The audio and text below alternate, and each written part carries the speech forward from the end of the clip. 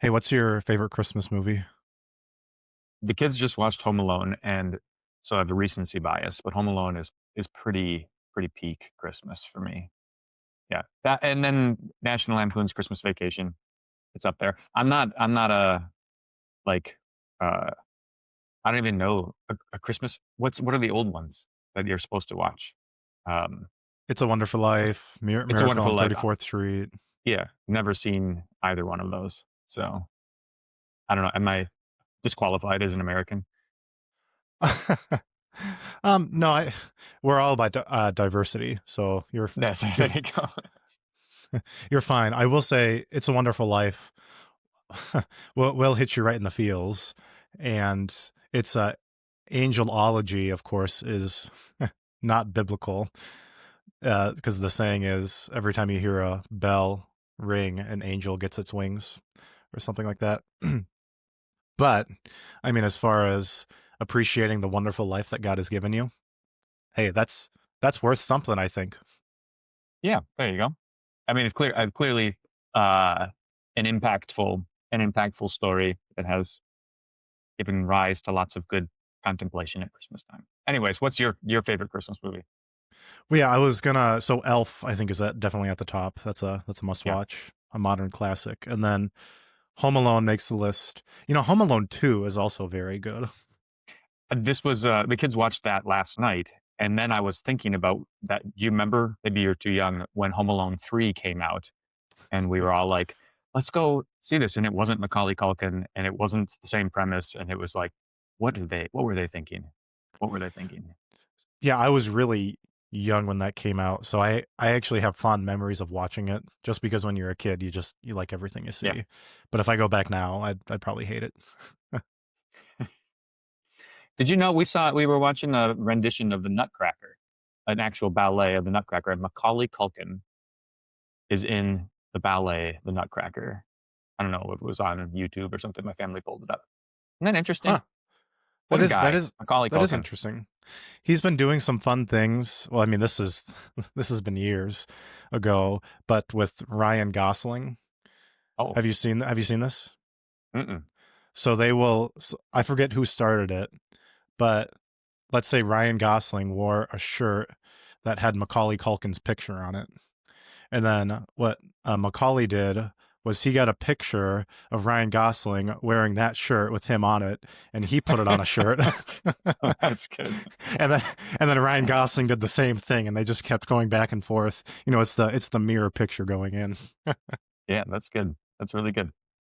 All I know really about Macaulay Culkin is that when I was a child, I heard tell, I suppose my parents talked about it, that his life had tanked, that he had gone off the rails, and I don't know the details of that, but it is striking to me that he's with it now. Seems to me like the dude seems to have things together. So Yeah, I mean, hey, praise God for that. This is a pattern though you see with child stars though, hmm yeah, yeah. and Hmm. only 12-year-old to ever survive it was Jesus. Although they did kill him, but he defeated that. Right. Yeah, that's good. I was talking with my Bible class yesterday about Illinois' new law that J.B. Pritzker uh, signed into effect, uh, physicians assisted suicide. Oh yeah. And the interesting, were you laughing at the way I pronounced Illinois? Because it was an Well, apostrophe S at the end of it. yes, Illinois, yes. I did realize that as you continued the sentence, but when you first said it, I was like, dude, I paused. I know. you lived there, and I love that you pronounced the S. I live in Arkansas right now, but anyways, there was a sentence from the article I read about it that said when somebody utilizes physician assisted suicide in Illinois, their death certificate will read the cause of death as the terminal illness that they were suffering from. And I was just using it as an example of uh, how calling a thing what it is matters.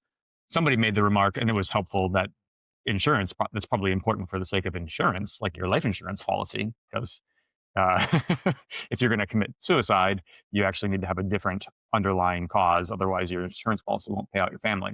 But the observation was also made, and this was great. Well, Pastor, isn't it in fact true that there is an underlying terminal disease that everybody dies from, and that's sin? Maybe that's what should be put on their death certificates. And I was like, that's pretty good. That's a funeral sermon right there. That is really good. So this is going to be our mark, is to put the Apostles' Creed in the Constitution of the United States, and then also to put sin on every death certificate. Every death certificate. Yes, that'd be great. I'd love it. Yeah, this is alarming. I can't wait to see in a morbid way, I suppose. And this is dark, but Canada has legalized physician assisted suicide, and isn't it something that we call it that? I mean, it seems so sterile. Precisely. I mean, in Canada, it's medical assistance in dying, right? MAID. Okay, yeah, gee, and I mean, I throw out this statistic frequently because I don't know if people know this, but 5% of all deaths in 2023 in Canada were from assisted suicide. 5%, 1 out of 20 people who die. That's crazy. And that's why, although Illinois is only, I think, the 12th state, somebody said the 12th state to legalize it in the United States, um, it's a downward slope that doesn't end anywhere. You end with complete license to commit suicide whenever you please. Well, and what's super crazy insane is that within the next couple of years, they're going to open it up to children under the age of 18. Golly, it's. I mean, so on the one hand, I want to say, like, well, here's a symptom of the fact that we are a society obsessed with death. But I don't. When I say that, it doesn't seem quite to capture it. So what is it? It's more like. Well, on the one hand, it's an obsession with pleasure, right? It's the pain pleasure dichotomy being placed on the highest pedestal, so that all decisions are funneled through this lens of, does it feel good or not, which is relevant to tons of questions, tons of ethical questions, right? Like if your primary litmus test is, does this feel good or not, that's a pretty bleak ethic in the end. Well, yeah, all that's hedonism 101. Right. Like this is why it's very important to have a teleology, and that sounds really complicated, but it's not. All it means is the ends. Like, what's your sole purpose in life? And if it's pleasure, ooh man, woof. But that's where we're at. So you listened to Doug Wilson and Sam Harris have their conversation, and it was kind of interesting. There was a point when Sam Harris was really pressing hard against Doug Wilson about consequentialism. So Doug Wilson was saying the goal of heaven is not merely like a better outcome, a more pleasant outcome than hell. There's more to it. But Sam was not satisfied with Doug Wilson's answer to that question. He's like, well, really in the end, it's avoid misery and enjoy bliss, isn't it? Which is a consequentialist ethic. What's the answer to that? Like, is it in fact the case that there's a higher good that Christians obtain than eternal bliss? And if so, how do you articulate that in a way that doesn't sound merely consequentialist? Well, I'm thinking of the first question in the Westminster Confession, which I'm a big fan of because it sets everything so clear. Like the question is, what is the goal of the human life? To enjoy God forever, right? There's another part to that sentence, but that's essentially it, right? And so I think the key there is, yes, it's bliss, it's the beatific vision, but that's attached to a personal God. So that's how you overcome it. That's great. That's excellent, because you have, on the one hand, a society, and I'm going to use this word in a technical sense, that is masturbatory in its pursuit of pleasure, right? And that produces all kinds of abominations that you could contrast with the kind of pleasure that comes through, for instance, marriage, which of course includes like specific modes of pleasure, but something greater because you're in a personal relationship with somebody else, right? And this kind of I'm so glad you put it that way, because the atomization of like blessings that God gives us, the isolation, plucking them out, pursuing them individually, out of context, without personal relationships, that is the way our society runs. You can see it across the board. Like, what's the problem with fast food? Of course, there's a problem that it's processed and it's going to kill you nutritionally, but there's also a problem kind of culturally in that food food becomes mere nutrition. Food becomes mere calorie intake, right? And I'm not saying that like it's ethically unsound to eat at McDonald's. I do it all the time. But if that's considered to be of equal value with like a family dinner, or if family dinners become undervalued because you can get food elsewhere in a more convenient way, that's another symptom of the same sort of problem. Yeah, so great example. So food from the very beginning necessarily implied fellowship, right? Right. With the two trees. Like, are you going to eat with God or are you going to eat with the devil? Right. Right. And so you've got I'm just thinking about the tons of examples right now. And the church example of this one is people who are content to sit at home and watch a service on their TV. And why wouldn't they be, considering that's the way our society is structured? This is the end towards which everything has been aimed. How can you have it all in your home without ever having to relate to anybody in person? I love that I can hop on Amazon and chat with a bot and return my items, and I don't have to talk to an Amazon rep. Right. That's true. This is making me think of the entire plot line behind that novel I read back in February, Infinite Jest. Because the Yeah. whole thing is that there's this movie that people watch, and as soon as they start watching it, they become obsessed with it, and they literally can't do anything else other than watch the movie, and they literally entertain themselves to death. Mm. Hmm. Yeah. Interesting. Yeah. So It's- back to the assisted suicide thing. Um, Yeah. so the under 18 thing is, I mean, it's all bad, but this is really particularly alarming because how many of your kids have just had a bad day? Right. Right. And in fact, I mean, like when if you have on the table the option that, like, look, there might someday come a day that's bad enough that it's worth killing yourself. You've opened the door, and you've also removed the effect of the one true remedy for bad days, right? Like you've said there's a day that is there's a potential day where it's not, you can't remedy it. Hmm. Yeah, I mean, you ever had a bad day? I no, I enjoy everything every day, despite what you think about me. That pleases me to hear that. I'm good for you, buddy. Well, but you're right. Like the hedonistic thing is, it's okay to have a bad day.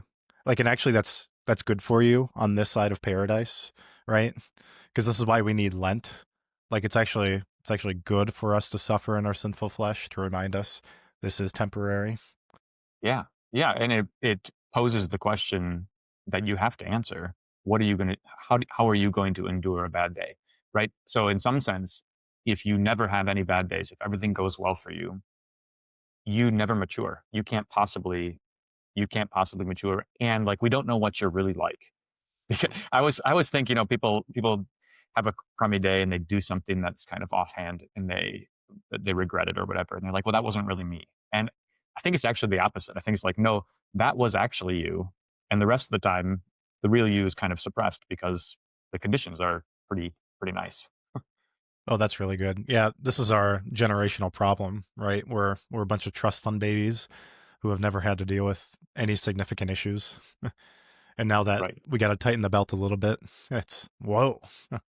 Hmm. Yeah. Yeah.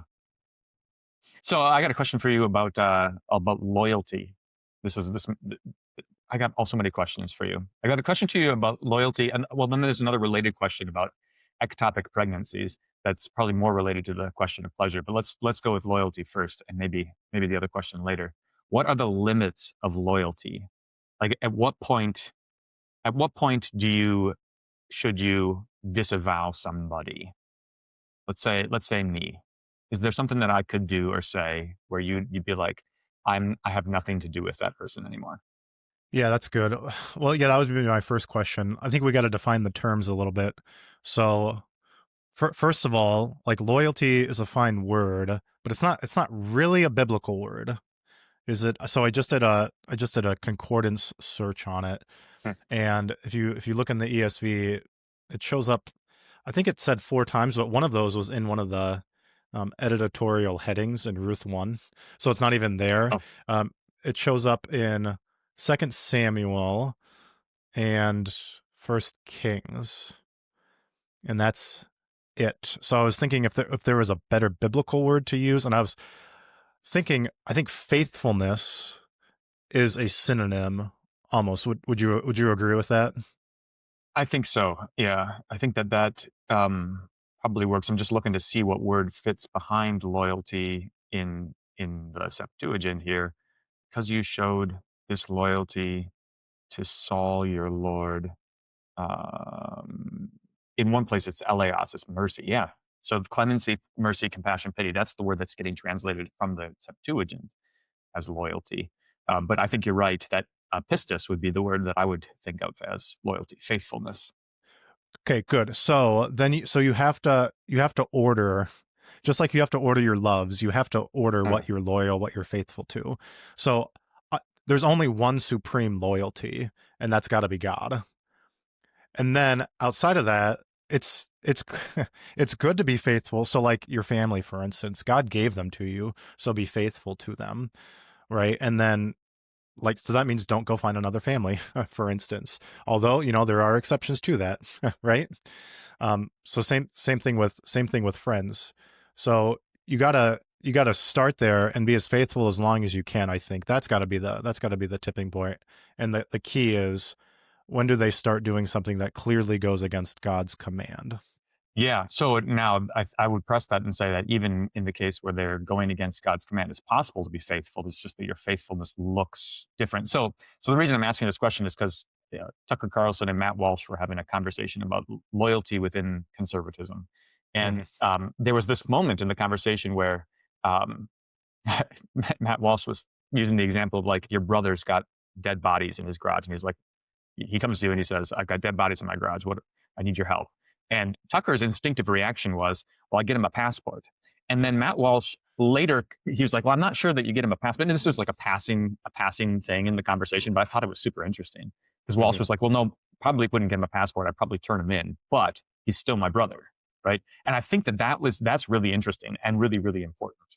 Yes, yeah, good. Yeah, so you're still showing loyalty and faithfulness, and you're doing the right thing for that person, right? Right? Yeah. Um, Yeah. but you said publicly disavow, and that's a very uncomfortable thing. Although at some point, this is easier to do with organizations than it is to do with people. Because I'm just thinking about like, so Paul clearly does this in his epistles, right? Like he names names and does publicly disavow people. It's like watch out for Yeah. Jason. Yeah, that's good. So what's the nature of that disavowal? He's not writing off their person, but he is um addressing their bad behavior. This is beginning to sound like don't hate the sinner, hate the sin. But there's an element of that with Paul. To be sure, if any one of those people, if like Alexander the whatever, Coppersmith, who was it? The you know, one of these characters that Paul is addressing, if they had repented, Paul would be like, fantastic, mission accomplished, right? You're right. So you see this in First and Second Corinthians, where he tells them to publicly call them out, omit them from the assembly in First Corinthians, and then by the time he writes Second Corinthians, he goes, "Okay, guys, you've done enough." Right, right. Do you think that that's a fair litmus test for forgiveness? So people often ask, and maybe you've had them ask you this question.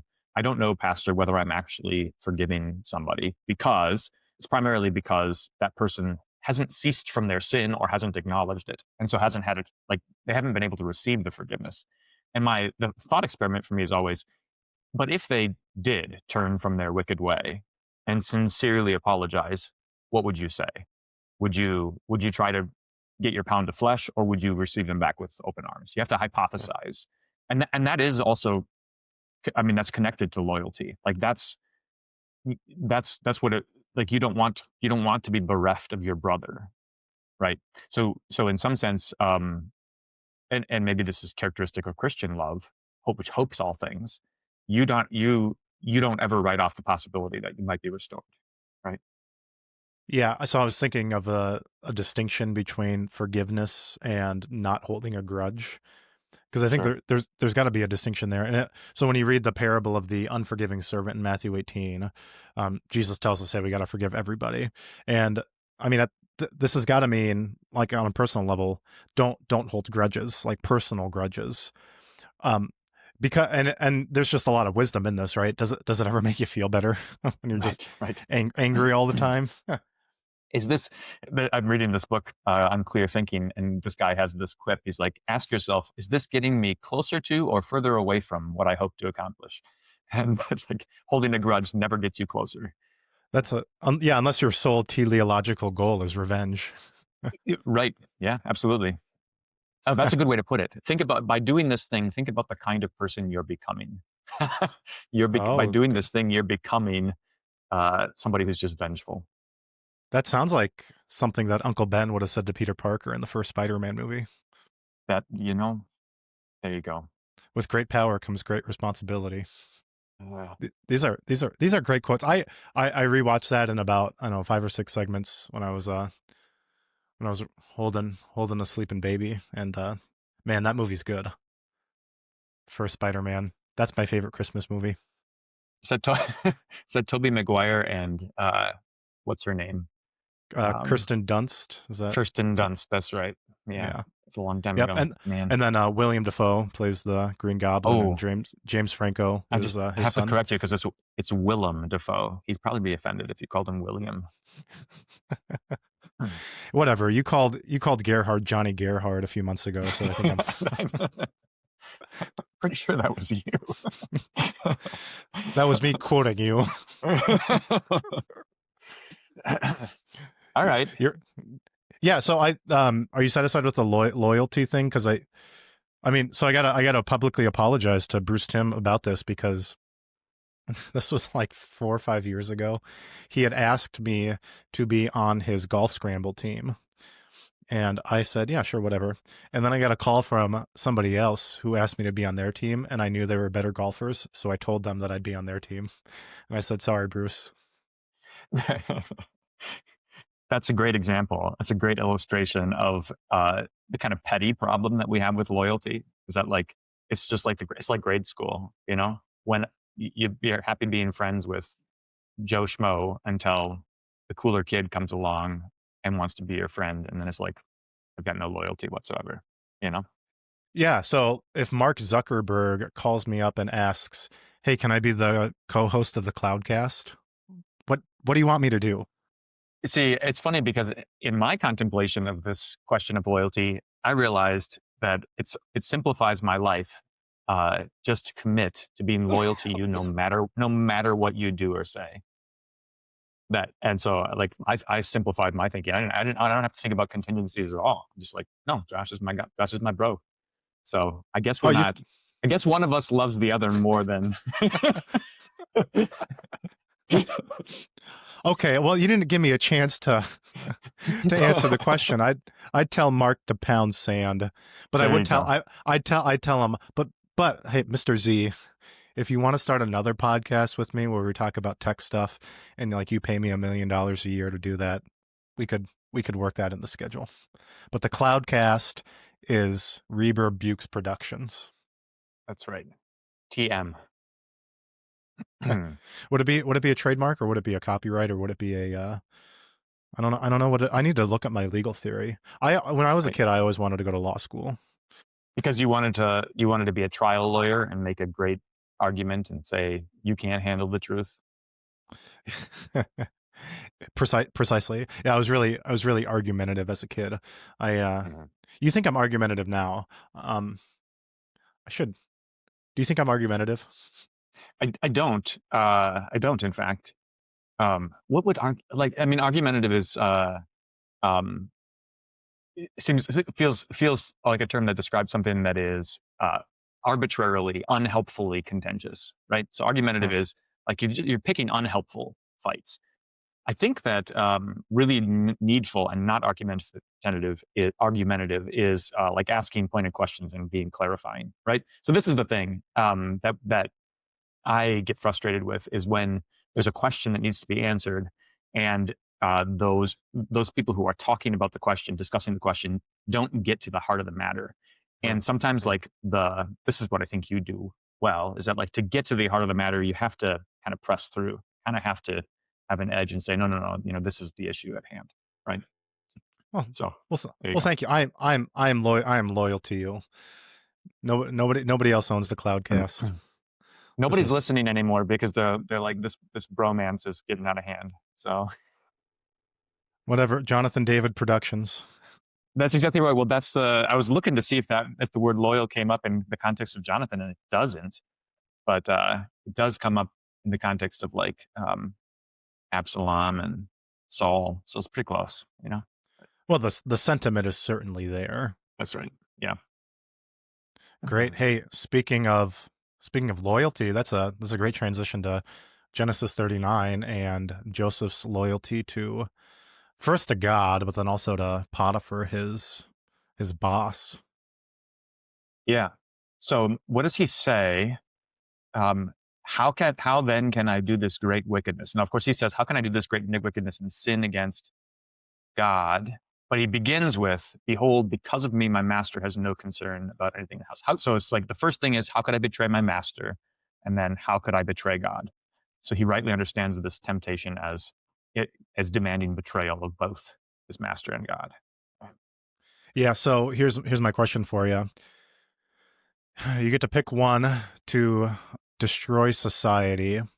So Potiphar's wife, Jezebel, Delilah, or the whore of Babylon. So I want to accomplish the destruction of society. That's what I'm going for. Yep. Okay. And the whore of Babylon, by that you mean, because one of these things is not like the other.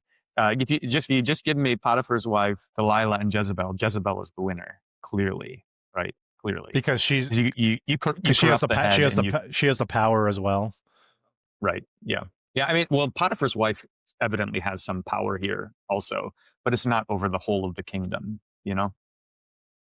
And that's Right. actually that's kind of those three characters are exemplars of these three degrees. Like, what does Delilah have? I mean, she's corrupting Samson's house.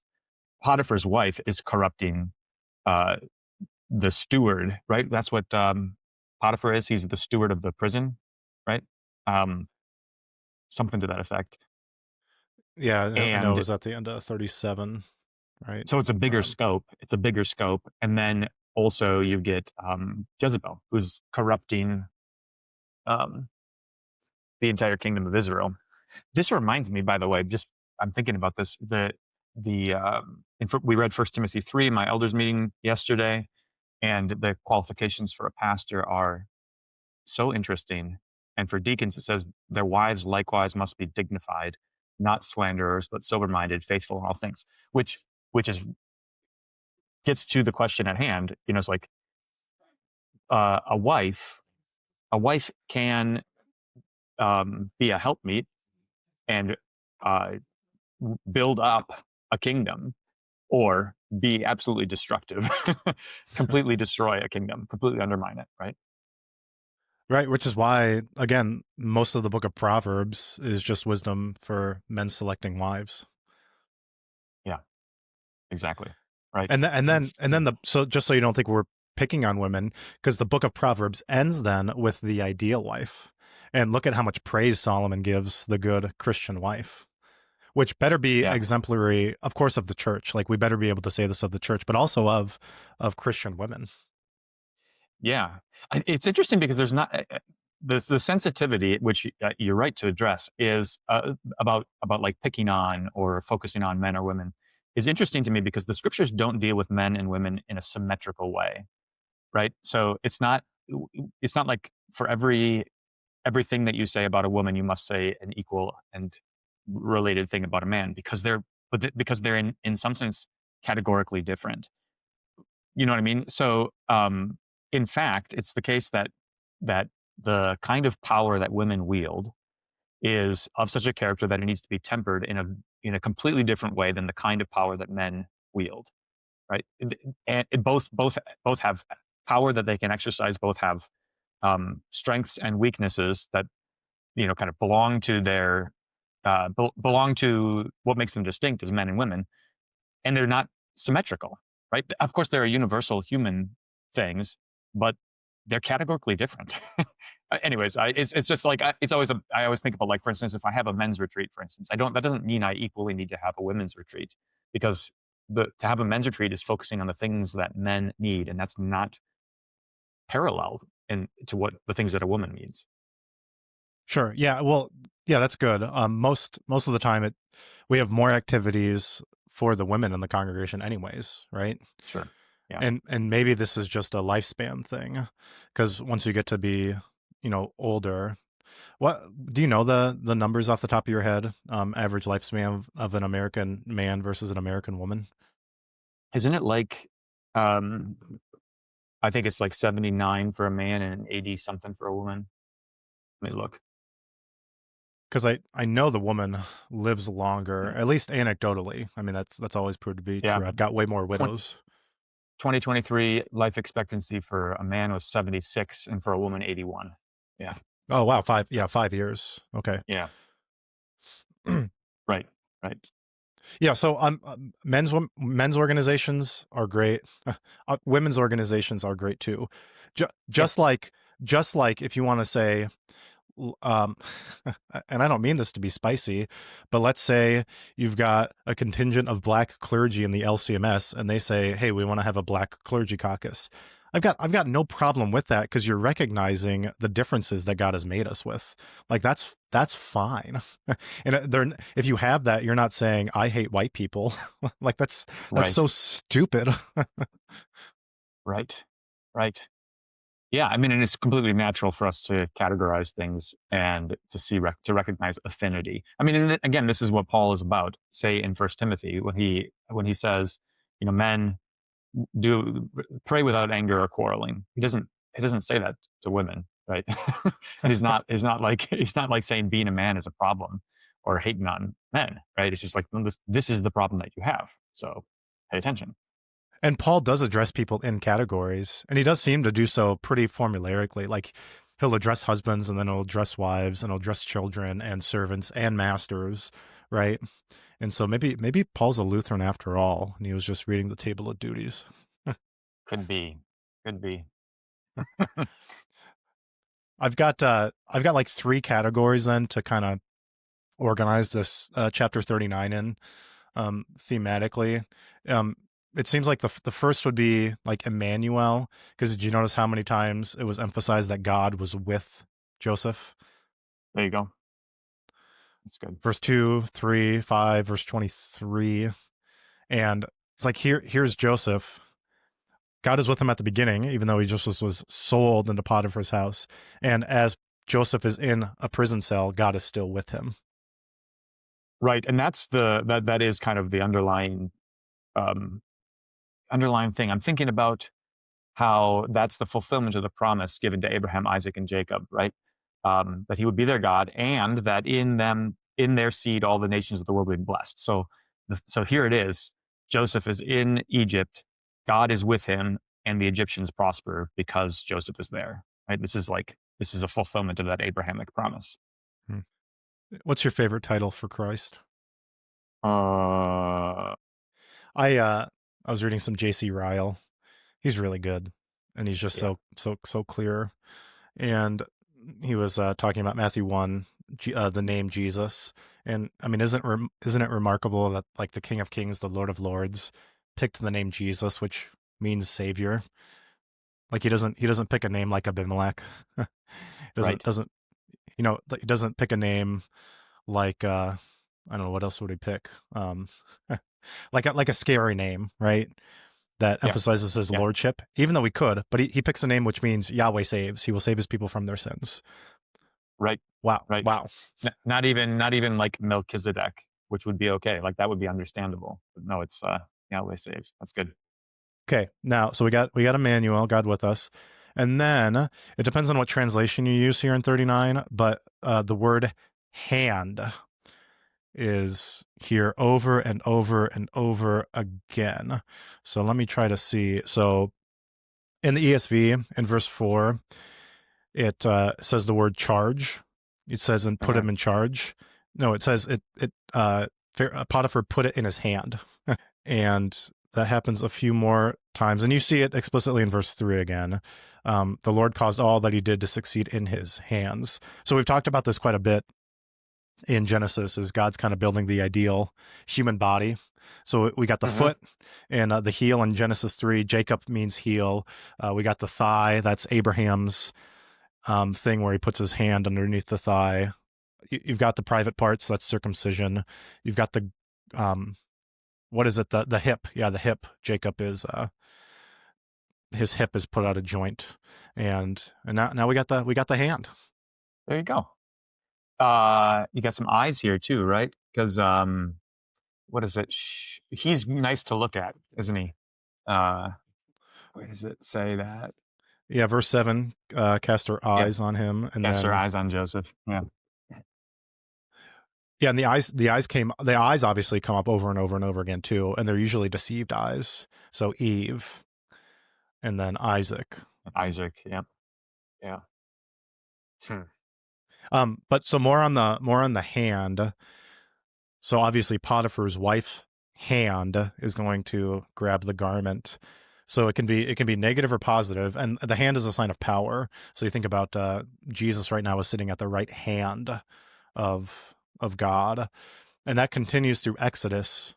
God delivers his people with a mighty hand and an outstretched arm, and then you see it with Moses, right? He puts his hand into his cloak, and then he gets leprosy, and then he puts it back in. So God uses Moses's hands. Um, if the ELCA hadn't adopted it, it might not be such a terrible saying. What's their slogan? God's work, our hands.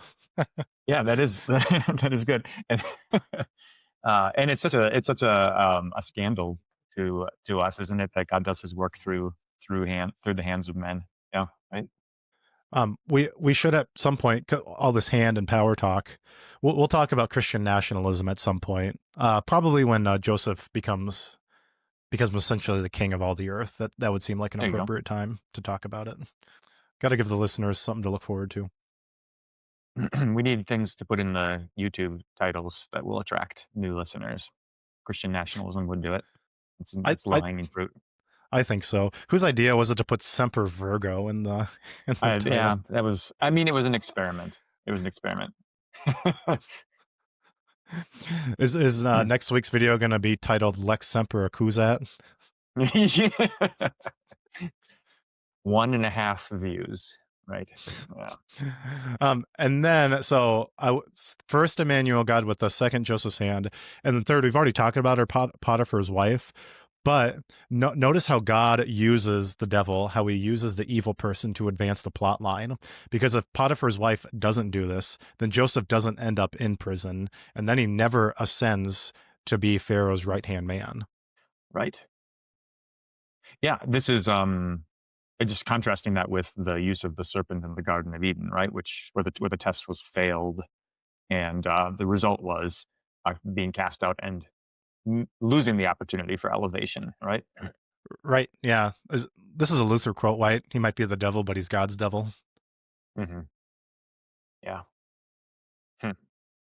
Yeah. I was just thinking about that recently. I can't recall the thought that it actually is um, completely sensible. Like people ask the question about like why does God still allow evil to persist and so on and so forth, and it's really not that complicated because in fact we do these same things too. Like we parents especially utilize um, even the evil things, the wicked things that our children do for their good. Like we turn it around for them. Um, and oh, this is what I was thinking about. Uh, um, that parents um, have children knowing full well what might come from their children, like the evil that the kids might get up to, and the tests that their kids are going to go through and fail. Like you still have children, even though you know all of that's taking place. And we're not like, well, why do parents have children in the first place? It's like, well, it's obvious. Well, some people do ask that question and say, well, then I'm not going to have children. Right. And that's the end of the story then, right? Yep, precisely, right? It's like you'd rather get on the field and play Yeah. and be humiliated than never play at all, right? I mean, life is just worth living in Yeah. itself. Well, and in fact, what God demonstrates is, and again, that parents understand is that while life is worth living, there are some things that are worth dying for, Hmm. and the love of your offspring is one of them, right? That's clear. Yeah. Hmm. Do you want to talk about this as a category, because this is a perpetual problem? Is this temptation to sleep around when you got some power? Yeah, well, I mean, what's remarkable, and that is that Joseph doesn't seem to be tempted by it whatsoever, whereas almost every other person in the world would be. Almost every other man in the world would be tempted, right? Yeah, have you seen this in the news at all about the former head coach of Michigan football? Uh-uh. Oh, it's some pretty dark stuff. But essentially, he was fired because he was having an inappropriate relationship with one of his assistants. And he was a married man, 3 kids, and that was the temptation. And unlike Joseph, he took it, and he actually ended up he's in jail now, or appeared in court, because he broke into her house. And it's a pretty dark story, so you can look it up Yes. online if you want to. Yeah. Well, I mean, that is the way these things go, right? So the the problem with the temptation is that it presents as, like, say, merely the satisfaction of some base desire, right? It's like, here's an ice cream cone. I just would like to have a lick of that ice cream cone. That's what it presents as, you know. And Mm-hmm. but it is never only that. Um, and that's why, again, like you mentioned, this is what Proverbs is all about. It's in Proverbs chapter 9, Lady Folly. He does not know that the dead are there. Like, she Hmm. invites him into her house, but he doesn't realize that there are dead bodies in the basement, and that's where he's headed. You know, Now, if you were Tucker Carlson, you'd be buying him a airplane ticket. it, that's right. He did change his mind when Matt Walsh mentioned it. He's like, I suppose, yeah, I wouldn't buy him a plane ticket. Hey, I'm saying this in all jest, because I do like Tucker. And I sympathize, because when you're in an interview and you're just talking, you know. Yeah, well, that's what's great about it. It's like, listen, not everything has to be spoken authoritatively. We can figure some things out in real time, which is actually, when I think about this podcast, that's I hope that that's the way this comes across, is because, like, a lot of these things that we talk about, we do not have all of the information to draw, really obvious conclusions. Right. Yeah, we're trying some. Is this a dialectic podcast? There you go. Yeah, we are Gee, free to change our minds. I am That's a what we are. I am allergic to that term. Anytime I ever see that in theology, I'm like, oh, gross. I don't want anything to do with this dialectic theology. Because so what it suggests is that there's some kind of higher truth that's obtainable apart from God's word. In Sure. theology, that's what it usually means. And so that's what I'm allergic to. But the mutual fellowship of the brethren, getting together and having a dialectic, let's converse and let's figure out what God's word says, that's very useful. Yeah, right. So that's a great way to put it. I'm thinking about, like, what is it, the UMC that has as their slogan, or did for a while, "God is still speaking," which basically says, the Bible is your starting place, and then you have to go from there to some other truth that's outside of the scriptures, and you have to work that out. Whereas what we're saying is, the Bible is true, and we're outside of it, and we're trying to get into it. We're trying to go further up and further in. Like what apart from the Bible, like the Book of Mormon? I, I, I'm no, probably not. Probably just what some guy thinks, what some guy wants, right? like Joseph Smith. Like Joseph Smith. Yeah, basically. Okay. I'm just trying to drum up viewership here, so sorry. Yeah. It's too subtle. I know. Hey, this term that Potiphar's wife calls Joseph in verse 14, right? She calls him a Hebrew, which Mhm. doesn't occur a whole lot. I think the last time it occurred, I'd have to look up, would be chapter 14, when it was talking about Abram, the Hebrew. And I think etymologically, it's a little bit unclear what it means, but it seems to mean wanderer, which would make sense, because that is who Abraham is. I thought it came from Eber, the ancestor. So the children to Shem, also the father of all the children of Eber, the elder brother of Japheth, were born. I thought that that's what it was, but I don't remember where I heard that. Um, I can't find it prior to this. Oh, there it is. Abram the Hebrew. Um, Interesting. In Genesis 14, verse 13, I'm just looking. It's not in the Greek. It doesn't seem. So I'm just looking at the Hebrew here. Yeah. Said to Abraham the Evri. Interesting. Okay. So maybe there's a connection with Eber. So that's in 1021. I've got that in my notes. This was from Okay. several years ago, but I think there's some debate about if it's from Eber and then what does Eber mean? And it could Right. mean to traverse or to pass over, which would be a Okay. very Hebrew thing, which makes perfect sense with, I mean, he's passing over from all over the place, right? He's just wandering from place to place. Yeah. Uh, did you catch that the what she says about him? He has brought among us a Hebrew to Yitzhak at us, to Isaac at Yes. us. Yep. Yeah. Which I Mocking. mean, it's there's so much there's so many layers there because that's exactly the opposite of what Joseph is accomplishing. Whereas Isaac, both when he is consorting with Rebecca, when he's Yitzhaking with Rebecca, and Abimelech's like, wait a minute, I didn't know you guys were married. That is making a mockery of Abimelech and his people, right? That is actually Yitzhaking at them. And also Yes. when Isaac prefers to bless Esau, he's Yitzhaking at God's plans, right? He's making a mockery of them. Whereas Joseph is doing anything but. Joseph is like, he's doing everything in his power not to make a mockery, not to laugh at the Egyptians. Yeah, that's true. You ever got in a heated argument with somebody and then like you think that they made a face at you, like they're not taking you seriously and they're like, why are you Right. laughing? That seems to Yeah. be what it is, right? Yeah, exactly. Yeah. Okay.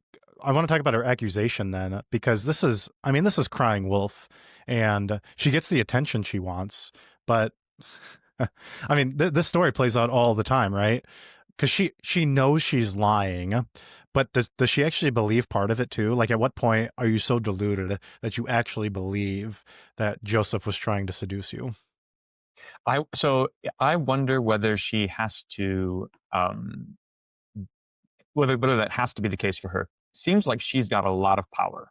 Seems like she's in a position of great authority. It's, for instance, let's see here. She called to the men of her household. The men of her household. This is a point that James Jordan made. It's her household. So she's not like, she doesn't have to delude herself into like a false sense of victimhood. You might be right. Maybe she's convinced that she's become a victim, but it seems to me more likely that not getting what she wants, she can self-consciously lie and slander somebody, Hmm. and doesn't have to even, like, almost doesn't even have to make much of a act about it, right? Like, because she knows that her word has to be believed by her husband, like that Potiphar has to believe her word. So she doesn't even have to try very hard, right? Well, so yeah, okay, good. So she's got power, and this is all politics is, right? You Mhm. you say something, but everybody knows, well, like this isn't what you're really thinking, right? Exactly. Even with Potiphar, because, and we'll talk about this, next time in 40, but in chapter 40, verse 3, he put them in the custody in the house of the captain of the guard. Well, the captain of the guard is Potiphar, so it seems like Joseph just ends up back under Potiphar's reign again. And if Potiphar actually believed it, now I don't exactly know what to do with this because it says that his anger was kindled. So is that a sincere anger? That's in verse 19 here in chapter 39, or is Or this is kind he of like, angry at Potiphar, at his wife? yeah, is he angry at his wife, which makes all the sense in the world because he knows, well, my she's been trying to get with the pool boy again. Well, and also now this means that this guy who is incredibly faithful, I'm going to have to. This is like Darius being lamenting that he has to throw Daniel into the lion's den, right? Oh, that's good. Okay, I think that's the best way to read it. He knows, and yet he's still powerless in this situation. This is now reminding me, of course, of Herod and Herodias. Oh right? yeah, It's yeah, like yeah. he would hear John gladly, but because of his oaths and because of the request of his wife, he feels like he has no choice, and that's an amazing thing, right? Because there is a kind of inevitability to politics. Like when you play the game a certain way, the rules of the game force certain outcomes, and the problem is abiding those rules. So, are you a Star Trek? Are you Star? You know anything about Star Trek? No. Okay. Okay. So the one that like so Captain Kirk, uh, they put every, I'm going to get this wrong, but they put every Starfleet uh, cadet through a training mission where there's no possible solution. There's no way to succeed in the mission. So you always end in failure. I don't remember what the purpose was of that. I mean, producing humility, I guess. But Captain Kirk, like jerry rigged the game, changed the rules of the game so that he could succeed, and this is what set him apart as a cadet. And so my point is, right? So my point is that like the world regards these rules as hard and fast.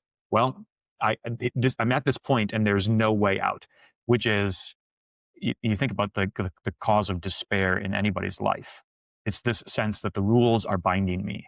Um, so here's another dark story I heard about a young man who got caught sharing illicit pictures with a girl, except it wasn't a girl, it was a scammer who then tried to extort him, right? Yep. And he Yeah. found himself bound, right? He thought these are the rules of the game, and the only solution is suicide, and that was the outcome. I mean, just like dreadful beyond beyond anything you might imagine.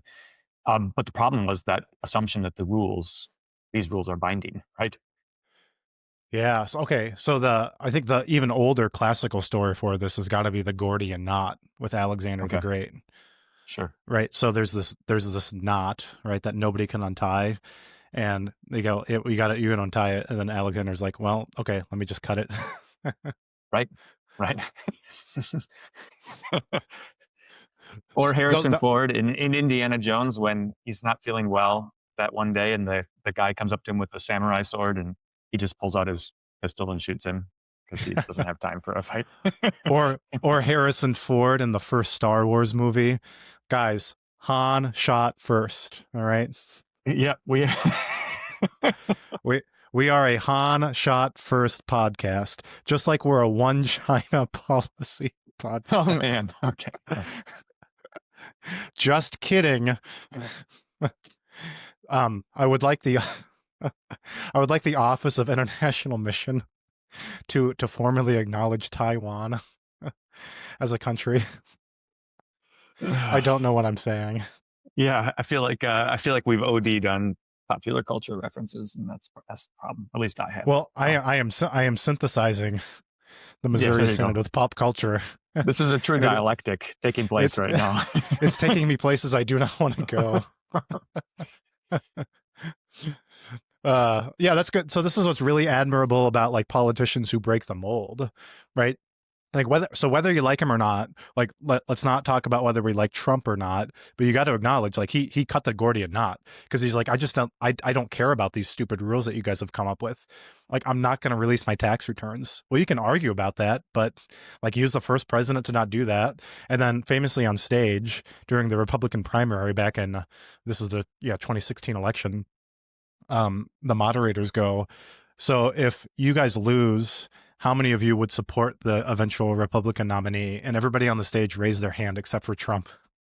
And I think that's Right. what everybody acknowledged. This guy's cutting the Gordian knot, and we need somebody to cut through all the kerfuffle. Now we can have a good, healthy debate whether or not he's actually done that, but that's what was sold. That's great, and I think kind of a bigger scale, um, uh, generalizing these things, you could say that the tendency of our world is to establish these rules. It's kind of Pharisaism. It's a kind of self-righteousness. It's like, here's how we know. Here's how we make sense of the functioning of the world. And it certainly happens in politics. And what's striking about politics is that there are these open secrets that you say one thing and you mean another. And those are the rules of the game, right? When duplicity gets codified in the rules, that's a real problem. um, This was so Kamala Harris went on one of the late night talk shows. It might have been Colbert, and he goes, like, you said this, but you were like clearly like lying about it. And she goes, without blushing, well, I was trying to win an election. And that, Right. like, you're not supposed to say that out loud. Yeah, that's great. Uh, I'm just thinking, yeah, this is a really helpful lens through which to think about like the functioning of the world, and I'm thinking about how juvenile it is. It's like you kids get together, they play a game, and they agree on some rules of the game, and it's amazing that it actually happens. Like it takes place that the kids can agree on the rules of the game until somebody's like, this game stinks, and then they just bust the rules wide open. Well, now the problem with that, and you might even say with somebody like Trump doing that in American politics, is that like if you don't have a true good set of rules to replace them with, what you end up with is potentially anarchy, which is the playground as well, right? So the game breaks up, everybody's mad, and there's nothing happening anymore, right? Right, precisely. Yeah. I think that for somebody to break the Gordian knot today, like in any aspect of life, would just to be honest. like Yeah. like imagine that.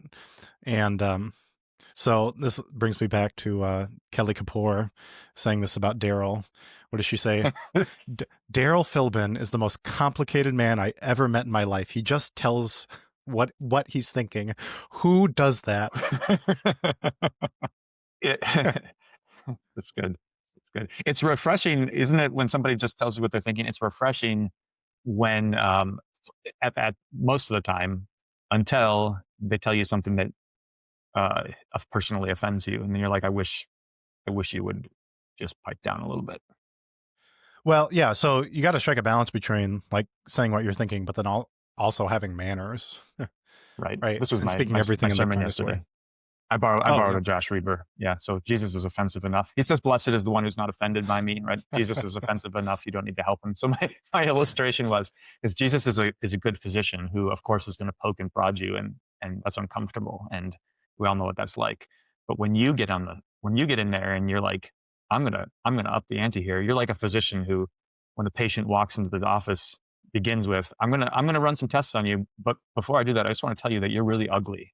It's like that does not help. It's going to be bad enough as it is, and you didn't help.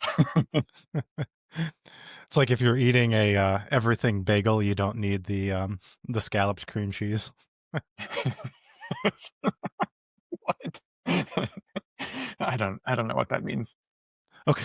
Okay, so let's bring it back to the Bible. What we're saying is like Potiphar, if like he should see through it and go, "Wife, you're full of it. Like just stop it. Like get Mhm. lost."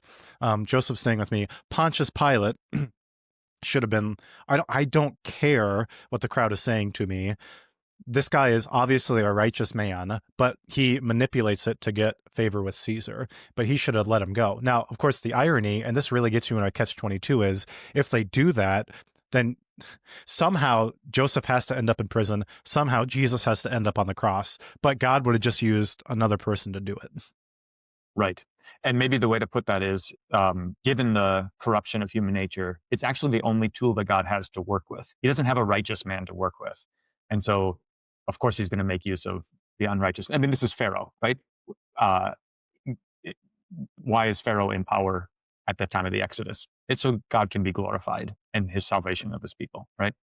Yeah, good. Yeah, God uses he uses awful political leaders. I mean, this is the story of Babylon, Assyria, Persia, Greece, Rome. Right. It's the same Right. it's the same story to accomplish God's Yeah. salvation, or as you like to say, Heilgeschichte. So I don't think I've ever used that word in your presence, but it is very striking that Joseph stands out among, I mean, every biblical character. He's the one guy who doesn't have a mark against him, right? Is there anybody else who, and in particular, if you think about like the paradigm of Genesis being, don't reach out and grab the forbidden fruit. Abraham takes Hagar, Isaac prefers Esau, Jacob prefers Joseph and Benjamin, Judah takes Tamar, Reuben takes Bilhah, all of these things. Like Joseph is the one who doesn't take the forbidden fruit. Is there anybody else who succeeds in that? I don't think so. Yeah, that's a good question. I mean, if Melchizedek was around for a Yeah. few more verses, I don't know, but like, yeah, you're right. Because obviously David, who is the model for us in so many ways, has Bathsheba as well. So Right, right. Which is why it matters that that we have both Joseph and David in the background. Okay, so here this is a little bit far fetched, but I was reading a James Jordan bit about Jesus reading from the scroll in Luke 4, and they say, "Is this not the son of Joseph?" And his hypothesis was that they were full of messianic expectation. If they had been counting the 70 weeks from Daniel, they would have been expecting at that time. John had said, "Behold, the Lamb of God who takes away the sin of the world. Is this not Joseph?" Now, of course, I think it says in one of the Gospels, "Isn't this not Joseph the carpenter's son?" But nonetheless, his supposition is that you could imagine a messianic expectation for a son of Joseph, because of course he's the model. He's the model from the Old Testament. We want a guy like that. oh, okay, good. The son of Joseph. Interesting. Yeah, son of Joseph and son of David and son of Yeah, Abraham. yeah, exactly. That's really good. And then of course, his grandpa's name, according to Matthew's genealogy, is Jacob. Oh yeah, there you go. So it's Jacob, Joseph, and then Jesus. Yeah, It's pretty great. Hey, Bible's pretty good. what's grinding your gears? Um, I got nothing. I'm really looking forward to Christmas. Christmas is really nice.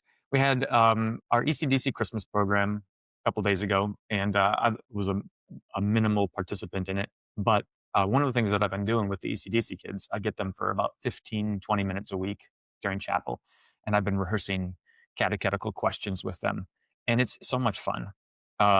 We are up to 6 questions. Do you want to hear what they are, or have I already told you these? Did I already tell you these? I don't think so. Go ahead. Okay, so these are kids that are 4 and under. First question is, how many gods are there? And they all scream, "One!" And then I say, who is God? And this is a tricky question because it's Father, Son, and Holy Spirit. But they hear that an awful lot, so they've got it down. Who is the Son? Jesus. What did Jesus do for you? He died on the cross. Why did he die on the cross? To forgive my sins. And then the most recent question I added was, did he stay dead? And they all say, no. And it's just, out of the mouths of babes.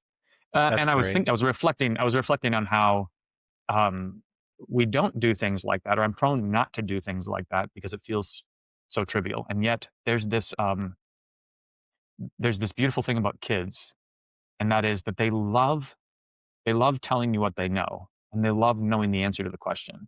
And the Christian faith is simple. It's simple answers to simple questions, and we can give that to kids.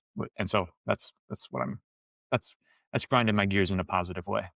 That's great. Not to go all Fort Wayne on you, but that's very liturgical. Because you think about that's what happens in the church service. It's this is give and take.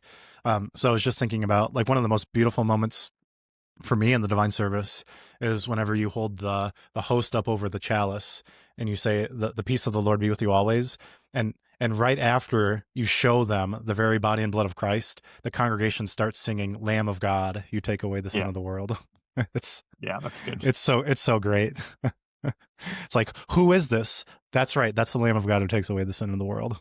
So great, because they're going to chant something, right? The question Yeah, is, what are they going to chant? And if yeah, it's religious things, true orthodoxy, hey, I'm all here for it. yeah, yeah. What about you? What's grinding your gears? Well, I am nearly done with the 5th book of Stephen King's Dark Tower series, and I'm really curious to see where it's going to go. He's mastered the multiverse pretty good, so I'm used to that concept, having watched at least through Avengers Endgame myself, and it's a thing that fascinates me. We should talk about that sometime if there's a biblical multiverse at some point. Based on your reaction, no. No. But but like time and space as a concept are very biblical things. So we could talk about that, and that might be fun. Because Jesus Yeah. clearly talks about this with the end times things, because he can say one thing and it can refer to three different events at the same time, meaning his crucifixion, the destruction of Jerusalem, and his second coming. And so when I use like that term, that's kind of what I'm thinking about. Yeah, no, that's good. And the Bible defies Newtonian ideas about space and time, right? A thousand years are as a day is as a thousand years, and you can have presence, like a presence of different varieties, not just local circumscribed presence, but you can have all different kinds of presence, right? Yeah, so we'll take Isaac, but we'll drop the Newton, is what you're saying. Yeah, exactly. There you go. And keep the Okay, good. faith too. And then I need to come up with a refined reading list besides the Bible in 2026. And so I just read a short New Yorker story about how do you, so okay, you got some German. Is it Goethe? Is that how you say the author of Faust? No, The Goethe. You got to kiss that OE. Goethe. Goethe. Yeah, it's Okay, a really subtle R. okay. So I decided I really want to read some Goethe in the new year. Now, was it this year at the beginning of the year you tried reading some Goethe? I did read most of Faust. It would have been, I guess, last year, 2024, I think. But in any case, I'd read most of it. It was at the same time that I was reading, That's right. what It's the was it? same year that we read Ibsen, Peer Gynt. Yes, Peer Gynt. Yep, I read it right after I read Peer Gynt, and it was not as enjoyable as Peer Gynt. But yeah, That was fun. Yeah, I kept waiting for your little book review thing for Luther Classical College on Goethe, as you wrote on about Peer Gynt. If you ever want to be put in a mood, just read David Buchs' article about Peer Gynt and put on the symphony that he suggests, and then be taken yeah. away into existential bliss. There you go. That was not the experience at all. In the Hall of the Mountain King. That's what it was. Man, I can't remember these things. That's okay. Edvard Grieg, In the Hall of the Mountain King. Yeah, there we go. That's what it was. Listen to that while you're reading Peer Gynt. Hey, you told me to do that, so I was just following your. It's not my fault that I can remember stuff. No, I appreciate it. It makes it so I have to remember less. All right. Hey, this has been Okay. fun. Yep. We'll see you later. More next time. Bye.